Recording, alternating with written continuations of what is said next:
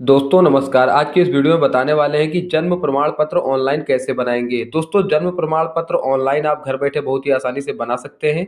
जन्म प्रमाण पत्र अगर आप बना लेते हैं उसमें कुछ गलत हो जाता है तो करेक्शन कैसे करेंगे और बनवाने के बाद कैसे डाउनलोड करेंगे, साथ ही साथ अगर कैंसिल करवाना चाहते हैं तब भी आप इस वीडियो के माध्यम से पूरा स्टेप बाय स्टेप सारा कुछ जान पाएंगे। सबसे पहले तो ऑनलाइन कैसे करेंगे और घर बैठे अपना जन्म प्रमाण पत्र कैसे प्राप्त करेंगे, उसके लिए ऑफिशियल वेबसाइट पर आ जाना है। लिंक आपको डिस्क्रिप्शन में मिल जाएगा, वहां से डायरेक्ट आप इस वेबसाइट पर आ सकते हैं।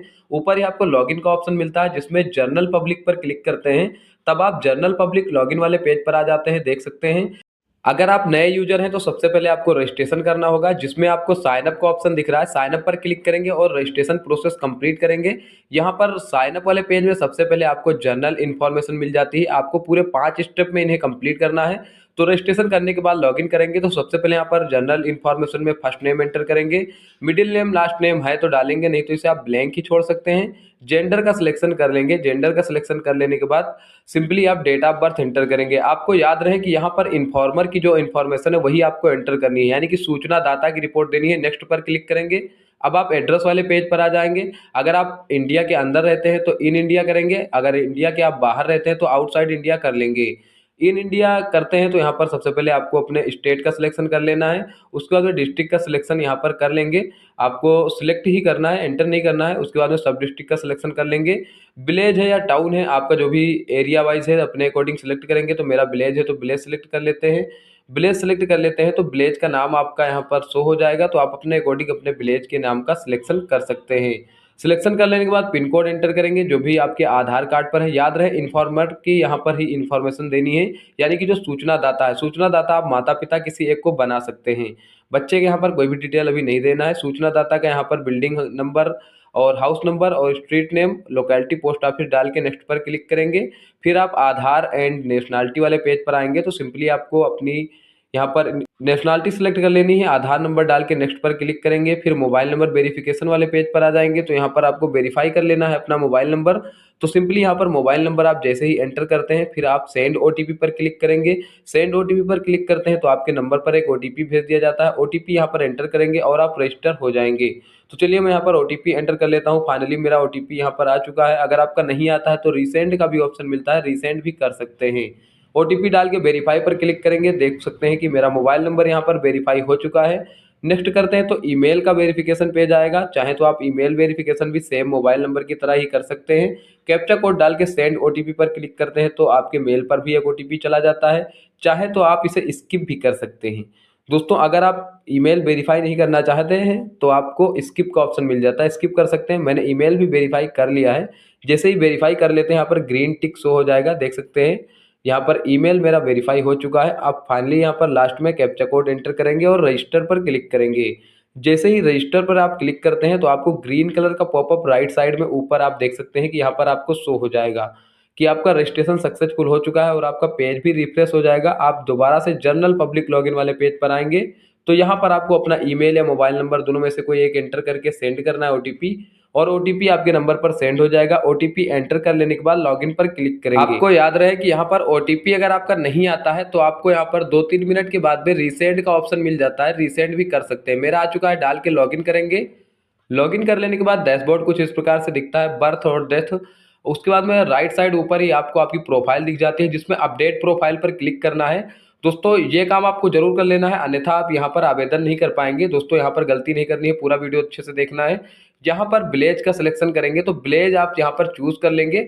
उसके बाद में आपको यहाँ पर एक सिग्नेचर अपलोड करना होता है, जो कि आप सिग्नेचर में देख सकते हैं ई साइन भी आप अपलोड कर सकते हैं, और चाहे तो स्कैन बेस सिग्नेचर भी अपलोड कर लेंगे। तो यहाँ पर मैं स्कैन बेस करने वाला हूँ। यहाँ पर पिक्सल वगैरह भी दिया रहेगा, साइज वगैरह आप देख सकते हैं। उसके बाद में यहाँ पर ब्राउज एंड अपलोड पर क्लिक करके यहाँ पर सिग्नेचर आपको ले लेना है। माता पिता जिसको भी सूचना दाता बनाए हैं उन्हीं का सिग्नेचर यहाँ पर अपलोड कर लेना है। उसके बाद आप देख सकते हैं कि यूजर प्रोफाइल अपडेटेड हो चुकी है, आप यहाँ पर सबमिट कर लेंगे।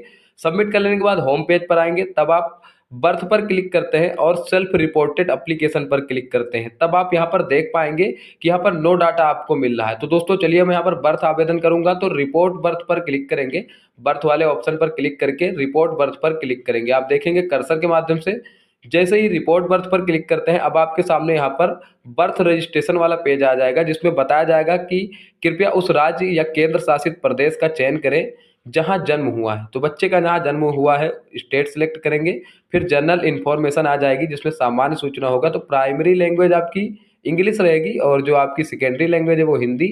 रिपोर्टिंग डेट दिख जाएगी, बच्चे की जन्म की सूचना मतलब कि जन्म तिथि और टाइम वगैरह चाहे तो डाल सकते हैं। जेंडर सेलेक्ट करेंगे, बच्चे का आधार कार्ड है तो आधार सेलेक्ट कर लेंगे, ब्लैंक छोड़ देंगे। नहीं तो अगर बच्चे का नाम नहीं रखा गया है तो टिक बॉक्स पर क्लिक करके आप बच्चे का नाम भी दोबारा से एडिट कर सकते हैं। तो दोस्तों यहाँ पर first name, middle name, last name Hindi में ऑटोमेटिक आ जाएगा। अब चाइल्ड का जो नेम है उसका एक बार पुष्टि कर लेना है, तो दोबारा से आपको एंटर कर देना है।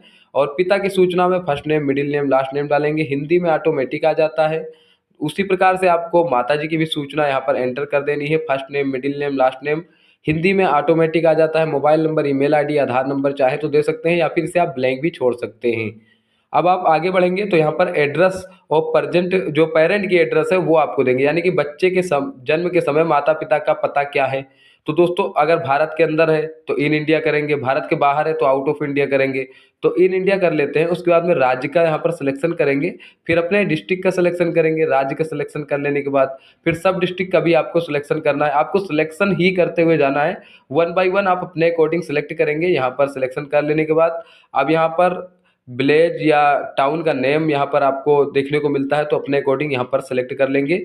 चलिए मेरा जो भी यहाँ पर विलेज है वो एंटर कर लेता हूँ, उसके बाद में पिन कोड एंटर करेंगे और बिल्डिंग नंबर एंड नेम भी आपको एंटर कर देना है, हाउस नंबर भी, स्ट्रीट नेम भी, लोकेलिटी और पोस्ट ऑफिस हिंदी में ऑटोमेटिक आ जाएगा। अब नीचे आएंगे तो परमानेंट एड्रेस क्या आपका सेम है, यानी कि माता पिता का दोनों स्थायी पता है, तो यस कर लेंगे। तो जो भी डिटेल आपकी पहले भरी हुई है वो सेम आ जाएंगी। यहाँ पर जन्म का स्थान घर सेलेक्ट कर लेंगे, चाहे तो आप अदर सेलेक्ट कर सकते हैं या अस्पताल या संस्था है तो वो भी सिलेक्ट कर सकते हैं। उसके बाद में यहाँ पर डिटेल आपको दे देनी है, अगर अस्पताल संस्था है तो अपने अकॉर्डिंग यहाँ पर एड्रेस फिल कर देना है। अगर आप घर का सिलेक्शन करते हैं तो यहाँ पर देख सकते हैं कि जैसे ही आप सारी डिटेल फिल कर लेते हैं तो आपको ग्राम पंचायत की यूनिट मिल जाती है, जो भी इकाई है।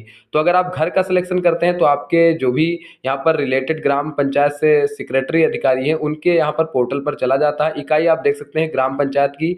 उसके बाद में नेक्स्ट पर क्लिक करते हैं तो यहाँ पर एक बार आपको स्टैटिस्टिकल इन्फॉर्मेशन आ जाती है। अब इसमें आपको क्या होता है कि थोड़ी बहुत जानकारी और आपको देनी होती है, ग्राम या शहर का नाम जहाँ माता या पिता का निवास हो। माता पिता सामान्यता रहती हैं क्योंकि प्रसव की जगह भिन्न हो सकती है, घर का पता दर्ज करने की आवश्यकता नहीं। तो आपको सेम कर लेना है कि जो भी यहाँ पर पेरेंट का एड्रेस है बच्चे के जन्म के समय का वो सेम है। यहाँ पर घर मैंने कर लिया है।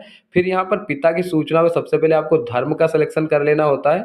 उसके बाद में आप बताएंगे कि साक्षर हैं या नहीं, यानी कि पढ़ाई कितना किए हुए हैं आपके पिताजी, तो अपने अकॉर्डिंग सेलेक्ट कर लेंगे। उसके बाद में व्यवसाय यानी कि ऑक्यूपेशन क्या है, तो यहाँ पर जो भी आप व्यवसाय करते हैं अपने अकॉर्डिंग सेलेक्ट कर लेंगे। अगर नहीं चाहें तो पता नहीं का भी ऑप्शन मिलता है, यानी कि नॉट नो, तो पता नहीं का सिलेक्शन कर सकते हैं। उसी हिसाब से आपको माता जी का भी धर्म यहाँ पर सिलेक्ट कर लेना है।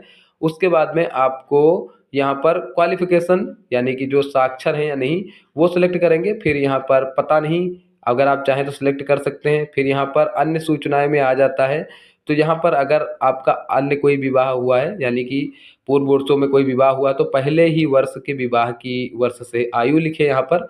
अगर आपका दूसरा विवाह नहीं हुआ तो संतान के जन्म के समय माता की आयु वर्षों में लिखें। तो आप सेम एज भी यहाँ पर एंटर कर सकते हैं। तो चलिए मैं एंटर कर लेता हूँ। उसके बाद में यदि पूर्व में जिंदा पैदा हुए बच्चों की संख्या को भी शामिल किया गया हो तो यदि कितना हो सकता है। तो दोस्तों अगर आपका एक ही है तो आप एक ही एंटर कर सकते हैं। इसमें आपको डिटेल भरनी है, अपने अकॉर्डिंग यहाँ पर एंटर करेंगे। मैं यहाँ पर बताते हुए चल रहा हूँ। तो यहाँ पर प्रसव के समय जो परिचर्या का प्रकार है तो वो आप अपने अकॉर्डिंग यहाँ पर सेलेक्ट करेंगे।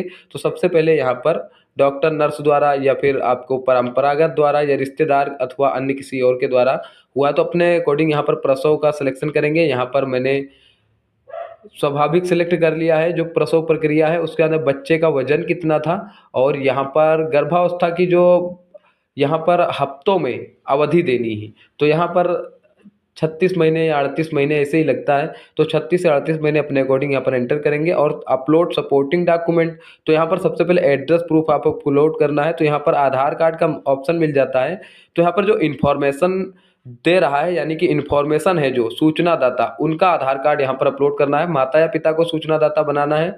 आप पूरी वीडियो अच्छे से देख रहे हैं तो अच्छे से समझ गए होंगे। यहाँ पर आधार कार्ड आपको अपलोड कर लेना है। एडिशनल डॉक्यूमेंट में आपको scan copy of physical reporting form, यानी कि ये आपको सेक्रेटरी से मिल जाएगा या फिर आप प्रधान द्वारा भी इसे जारी करवा के अपलोड कर सकते हैं। अगर आपका हॉस्पिटल से है तो हॉस्पिटल की कॉपी भी यहाँ पर अपलोड कर सकते हैं। फिर नेक्स्ट पर क्लिक करेंगे। कर्सर के माध्यम से देखेंगे, जैसे ही नेक्स्ट करते हैं एक बार लीगल इन्फॉर्मेशन कन्फर्मेशन के लिए आ जाएगी कि जो भी आपने पहले इन्फॉर्मेशन लीगल इन्फॉर्मेशन दी है वो एक बार कंफर्म कर सकते हैं। अभी इसमें कुछ भी एडिट करना चाहे तो एडिट कर सकते हैं, बाद में आप एडिट नहीं कर पाएंगे। नेक्स्ट करेंगे तो जो स्टैटिस्टिकल आपकी इन्फॉर्मेशन आती है वो भी देखने को मिल जाती है। थोड़ा सा नीचे आएंगे तो यहाँ पर जो ऑप्शन मिलता है हिंदी और इंग्लिश का, तो आप देख पाएंगे कि जो प्रमाण पत्र का यहाँ पर विकल्प है वो आप देख पाएंगे कि यहाँ पर क्या लेना चाहते हैं। तो हिंदी इंग्लिश दोनों कर लेंगे ताकि दोनों लैंग्वेज में आपका बन के आ जाए। फिर सबमिट करेंगे, कॉन्सेप्ट को एग्री करके सबमिट कर लेने के बाद आप देख सकते हैं कि सबमिट फॉर रजिस्ट्रेशन मेरा कंप्लीट हो चुका है। अब आपको फाइनली ऊपर ही आना है और बर्थ पर क्लिक करना है कर्सर के माध्यम से। फिर यहाँ पर सेल्फ रिपोर्टेड एप्लीकेशन पर क्लिक करते हैं तो यहाँ पर देख पाएंगे कि मेरा एप्लीकेशन यहाँ पर सबमिट हो चुका है रजिस्ट्रेशन के लिए। अब आप यहाँ से एक्शन में देख पाएंगे, जैसे ही आ जाता है डाउनलोड का ऑप्शन मिल जाता है। यहाँ पर सर्विस में एप्लीकेशन फ्लो भी आप देख सकते हैं कि यहाँ पर कैसे कैसे आपका प्रोग्रेस हुआ है। अब आप इसे क्लोज करेंगे और दोबारा से रिपोर्ट लग जाने के बाद आप एक बार फिर से जब लॉगिन करते हैं तो होम पेज पर आएंगे और यहाँ पर आपको देखने को मिलेगा, बर्थ पर क्लिक करेंगे, कर्सर के माध्यम देखेंगे, फिर सेल्फ रिपोर्टेड फॉर्म पर क्लिक करते हैं।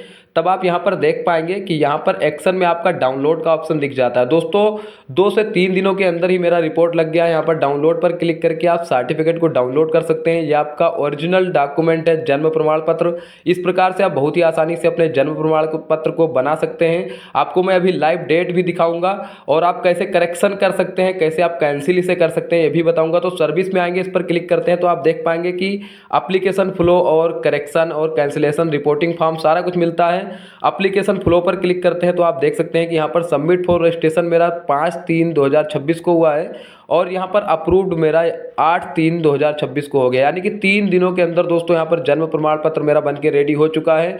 अगर आप चाहें तो सर्विस में जाके इसे करेक्शन भी कर सकते हैं और इसे कैंसिल करके दूसरा बनवाना चाहें तो सेम प्रक्रिया से आप दूसरा भी आवेदन कर सकते हैं। दोस्तों आशा करते हैं वीडियो आपको पसंद आई होगी। अगर आपको जन्म प्रमाण पत्र बनाने में किसी प्रकार की समस्या है तो कमेंट कर सकते हैं। मिलते हैं अगले वीडियो में। जय हिंद।